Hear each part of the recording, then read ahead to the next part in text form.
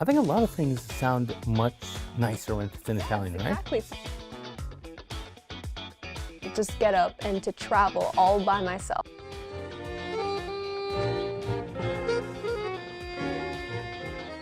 A dish that takes us straight to the heart of Italy.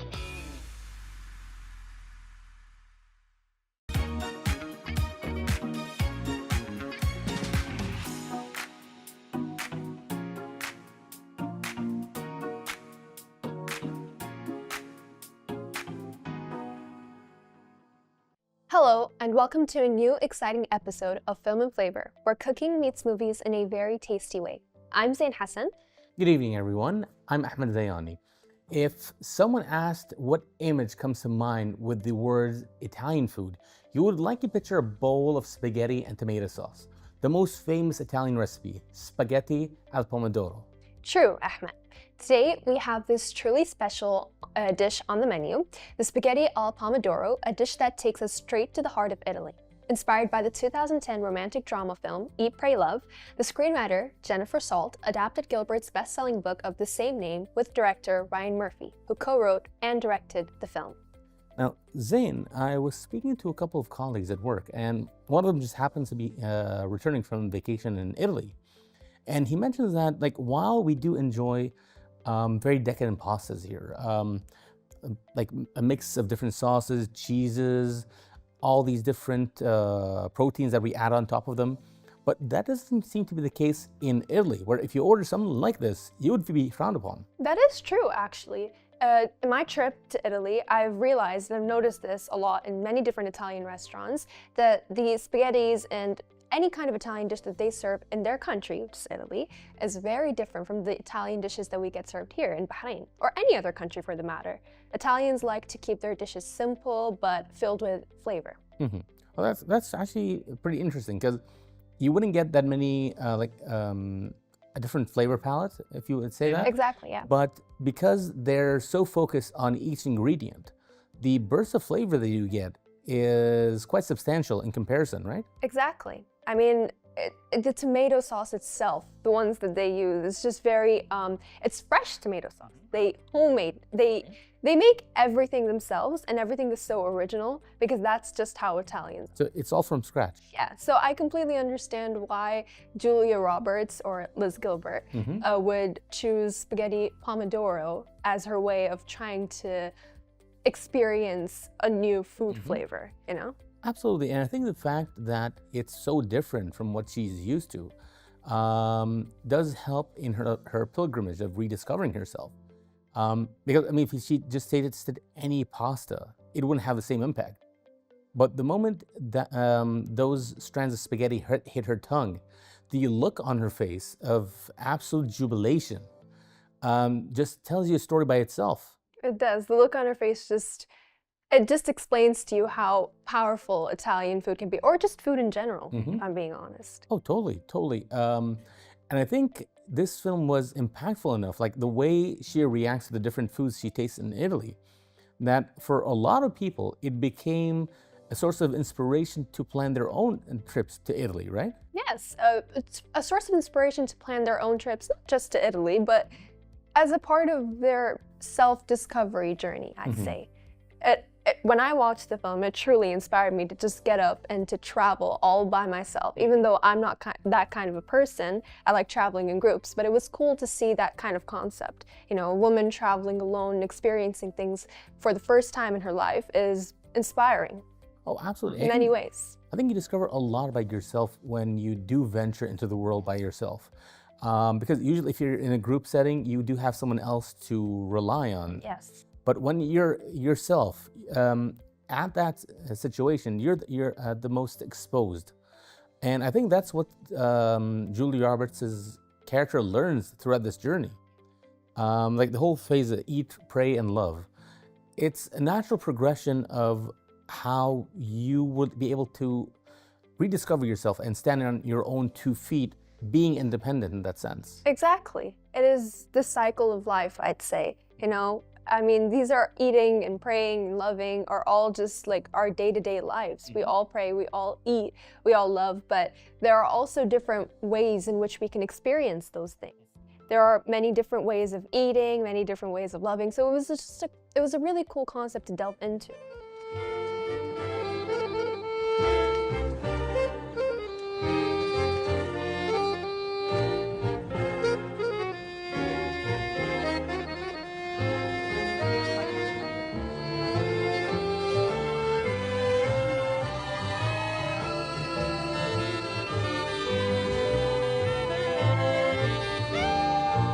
I think that's part of the reason why the book itself is very popular. And I think for a lot of people, when they heard the movie is going to be made based on that, there was a lot of apprehension. But I think Ryan Murphy, Julia Roberts, the entire cast and crew were able to bring it all together. And they gave us a film that truly lives up to the book's reputation. They really did. And I mean, usually with these kind of movies, they mainly focus on how a teenager would experience these things, you know, because you're going from a person who's so young to a person who's entering adulthood. But it was cool to see a concept where an adult is actually experiencing things for the first time and starting her self-discovery journey, because it's never too late to learn new things about yourself. Oh, absolutely. It's never, ever too late. And our audience members should remember that. It's never too late. I am not checking out. I need to change. You have a support system here, Liz. You have friends and family who love you. And do you feel my love for you? My support for you? No, there's like nothing. I have no pulse. I'm going to Italy. Italy? Why Italy? What did you have for lunch today? I don't know. Salad? Exactly. I used to have this appetite for food, for my life, and it is just gone. You know, I remember there was an Italian restaurant in the film called the Osteria del Antiquiro. I hope I got that right. And we see Julia Roberts' character playing Elizabeth Gilbert, smiling like a little girl with candy, looking almost guiltily at a perfect bowl of spaghetti pomodoro. When the camera shows close-ups of her eating each bite, I could almost taste the freshness of the tomato sauce.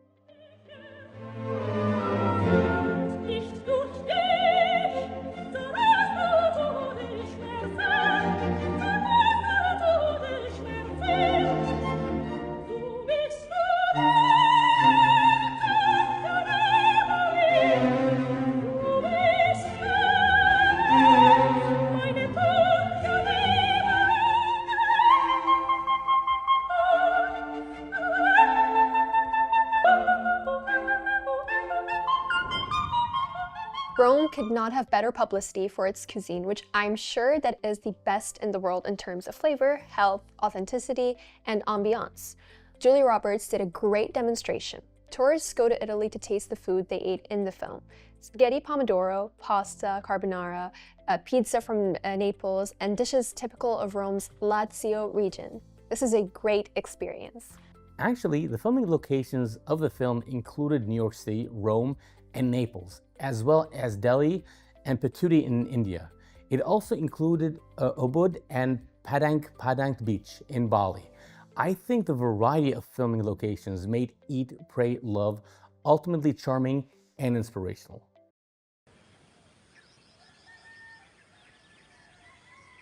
You are a world traveler. He says that to everyone.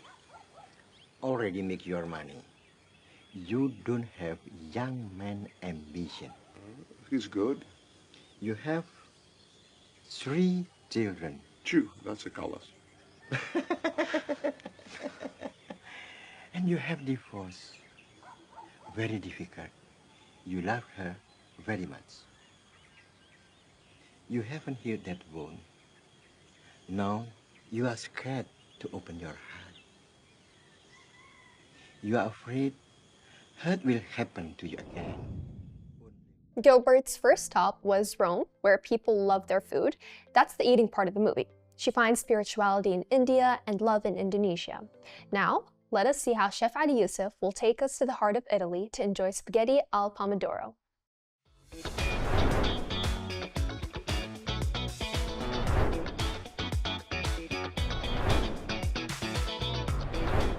Hi everyone, it's me, Chef Ali Yusuf, once again, and today I'm going to prepare for you spaghetti al pomodoro. This simple pomodoro sauce, it's based of Italian cook. also, it's called as a sugo. Sugo means actually sauce, and it's used for almost every dishes we can make it, and also it's a universal sauce. You can use it in every way, especially with the complicated sauces. Use it plain, add to it proteins and that. So let's start this cooking, and let me show you what ingredients do I have here. And my ingredients are simple. I got chili flakes, which is very famous in Italian cooking too. And then I've got onions, and this Pomodoro sauce actually doesn't have onions. It's just because I like to add more flavor and texture to the dish, so I added onions. Then followed by we have tomatoes and salt and pepper, garlic, spaghetti, and basil. And of course, using my Chile de Arbolo olive oil for extra flavor. Before we start, actually, let's boil the spaghetti.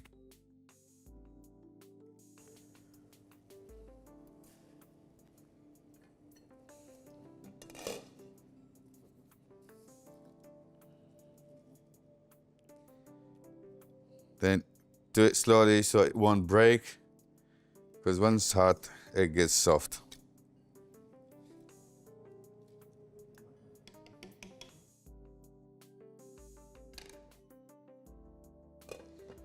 All right, while the spaghetti is boiling, we're going to make the sauce.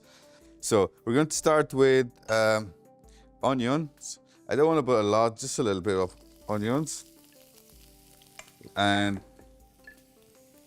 stir it a little bit, then followed by garlic. Garlic also important in Italian cooking. We keep stirring it constantly, and then we're going to add the tomatoes.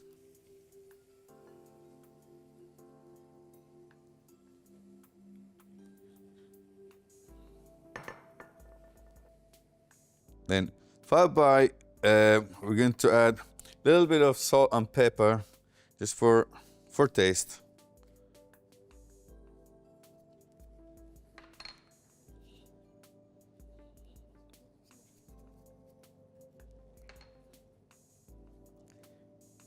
Then we keep stirring it.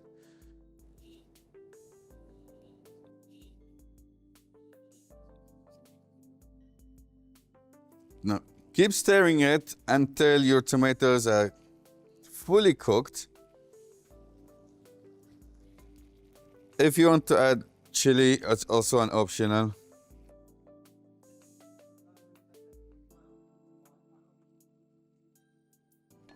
As you see, the sauce is ready. Then we're going to add the pasta.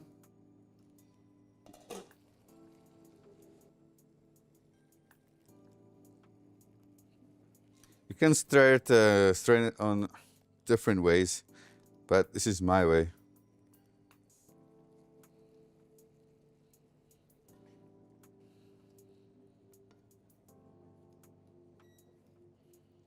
Mix them together. Mix them together. Bring the sauce up, down, right, left, in and out. Now, pasta is almost ready. I'm going to add a little bit of salt once again.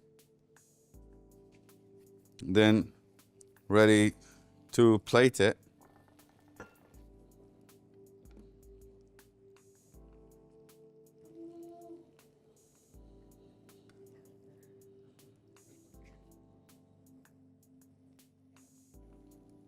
This is how you plate your spaghetti. And you will garnish it with basil.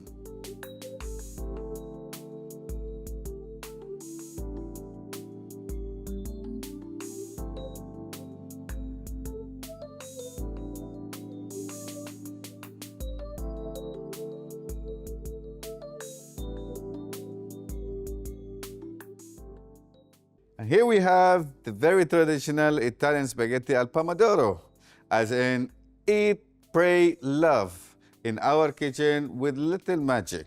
But wait, before you sit down to watch the movie, please go to the kitchen first and prepare delicious and simple dish, spaghetti al pomodoro.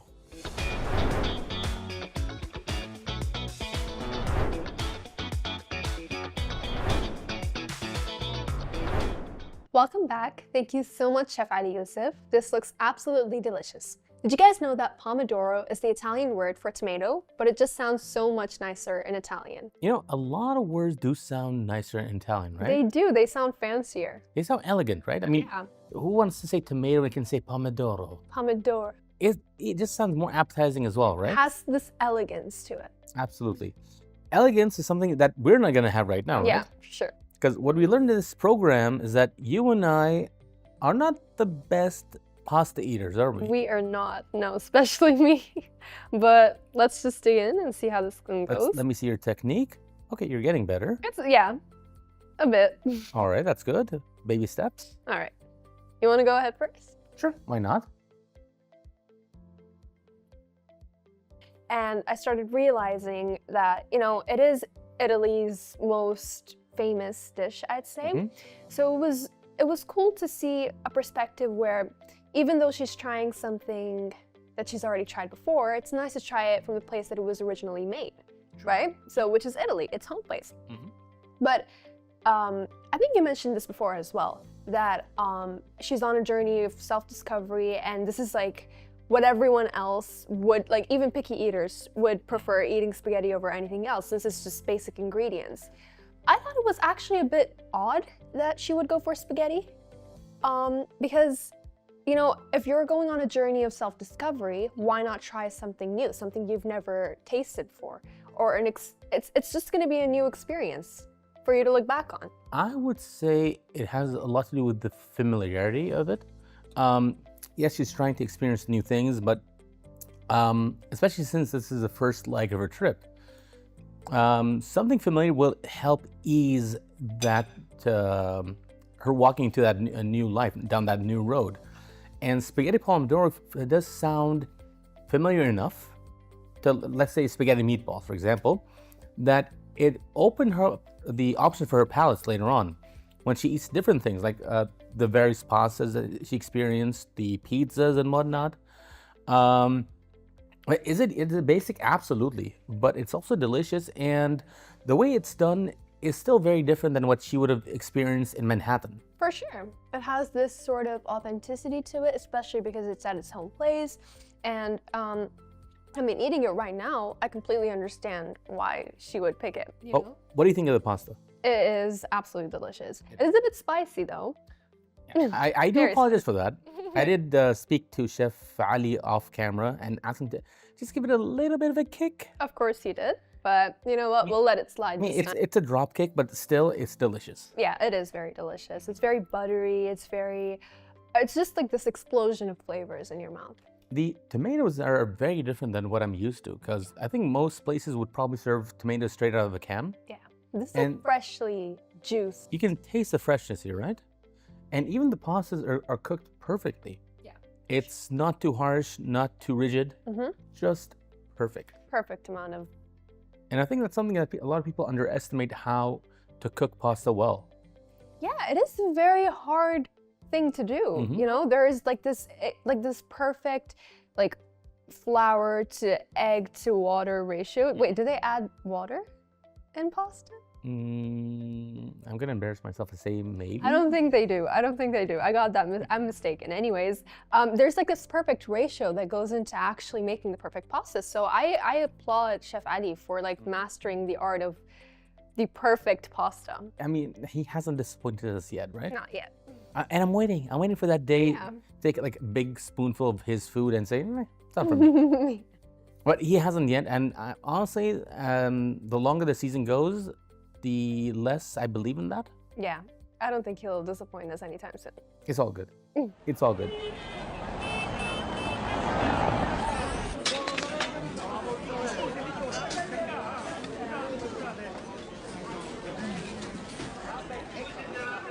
I'm in love. I'm having a relationship with my pizza. You look like you're breaking up with the pizza. What's the matter? I can't. I mean, you can't. This is pizza margherita in Napoli. It is your moral imperative to eat and enjoy that pizza. You know, Zain, I can have the same joy exactly the way Julie Roberts enjoyed every bite. It's so relatable. Who hasn't had the moment when a dish just transports you to another place? It's very delicious, and I'm pretty sure that's what Julie Roberts was enjoying in the movie. It's a beautiful moment in the film, and food has this incredible way of amusing us, you know? Like, my favorite scene was when she first discovered that how amazing pasta can actually be. I mean, just that look of excitement in her face said everything about Italian food. So, and I'm a big fan of Italian food. So it was truly one of my favorite scenes in the film. What about you? See, to me, I would say, I'll probably say, give the whole pray segment, her journey to India, going to the ashram, being one with herself in prayer. For sure, yeah. It's just a beautiful scene. It does have that element of melancholy just a bit, but it's also so joyful at the same time, so powerful in its relevance of the situation. Yeah. I absolutely love that scene. I absolutely love the movie as a whole. That's a very beautiful scene. I like that too.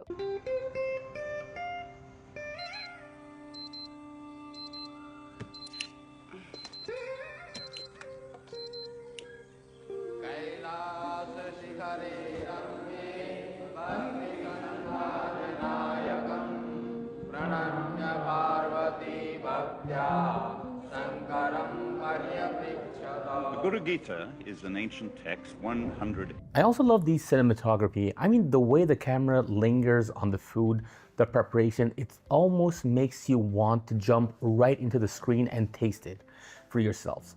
There's a real magic in those moments. It's more than just cooking. It's about savoring life, finding joy in the little things.